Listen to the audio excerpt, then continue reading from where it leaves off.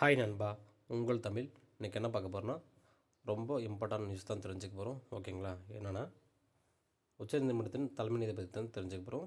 என்னென்னு பார்க்கலாம் வாங்க வீடியோக்குள்ளே. இந்த வீடியோ கடைசி வரைக்கும் பாருங்கள், மறக்காமல் நோட் பண்ணுங்கள். ஓகேங்களா?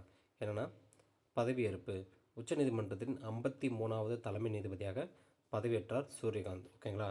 இவர் தான் 53வது தலைமை நீதிபதியாக இருந்திருக்கார். ஓகேங்களா? இப்போ 52வது தலைமை நீதிபதியாக இருக்கிறாருன்னா கவா இருக்கார். ஓகேங்களா? அவர் இருக்கார்.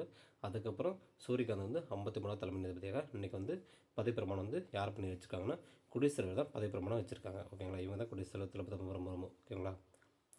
இவர் 2027 பிப்ரவரி மாதம் வரைக்கும் இந்த பதவியில் இருப்பார். ஓகேங்களா? இப்போ ரீசெண்டாக உச்சநீதிமன்ற தலைமை நீதிபதி எல்லாருமே ஒரு 6 மாதம் ஒரு 3 மாதம் அப்படி இருந்தாங்க. ஆனால் இவர் மட்டும் 2027 வரைக்கும் இருப்பார். ஒன்றும் பிரச்சனை இல்லை. அது வரைக்கும் இவர் மாறவே மாட்டார். ஓகேங்களா? இவரே விருப்பப்பட்டு ஓய்வு கொடுத்தா தான் போய்க்கலாம், இல்லைன்னா 2027 வரைக்கும் பிப்ரவரி மாதம் வரைக்கும் இருக்கலாம். ஓகேங்களா?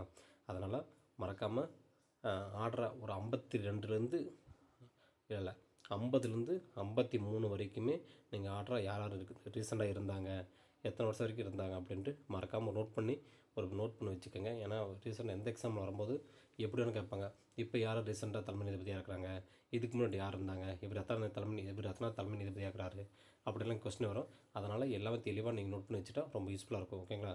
இந்த வீடியோ பிடிச்சா லைக் பண்ணுங்கள், சப்ஸ்கிரைப் பண்ணுங்கள், எல்லாம் ஷேர் பண்ணுங்கள். பாய் அன்பா, உங்கள் தமிழ்.